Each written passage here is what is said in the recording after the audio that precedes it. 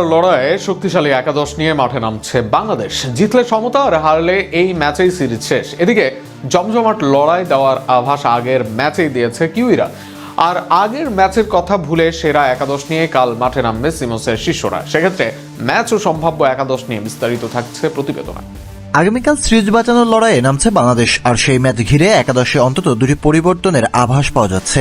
প্রথম ম্যাচে হারের পর দল এখন চাপের মধ্যে, তাই এই ম্যাচটি কার্যত বাঁচা মরার লড়াই হয়ে দাঁড়িয়েছে টাইগারদের জন্য।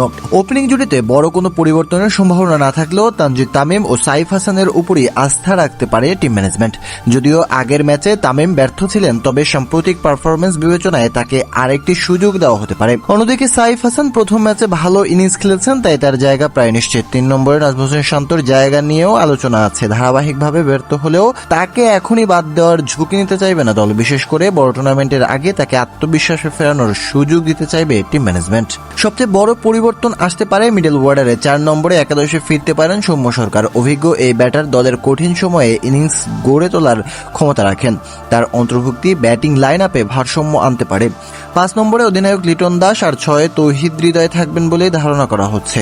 অলরাউন্ডার হিসাবে মেহেদী হাসান মিরাজ ও রিশাদ হোসেনের জায়গা আপাতত নিরাপদ।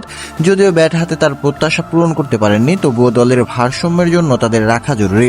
বোলিং বিভাগে আসতে পারে আরেকটি গুরুত্বপূর্ণ পরিবর্তন। কন্ডিশন যদি স্লো হয় তাহলে মোস্তাফিজুর রহমানকে একাদশে ফেরানো হতে পারে। তার কাটার ও ভেরিয়েশনের এই ধরনের উইকেটে কার্যকর হতে পারেন তিনি। সেক্ষেত্রে নাহিদ রানাকে বাইরে বসতে হতে পারে। পেস আক্রমণে তাসকিন আহমেদ ও শরীফুল ইসলাম থাকবেন নিশ্চিতভাবেই। সব মিলে আগামীকাল ম্যাচে অভিজ্ঞতা ও ভারসাম্যের দিকেই ঝুঁকতে পারে বাংলাদেশ। এখন দেখার বিষয় এই সম্ভাব্য পরিবর্তনগুলো মাঠে কতটা প্রভাব ফেলতে পারে এবং টাইগাররা শেষ পর্যন্ত সিরিজে ফিরতে পারে কিনা।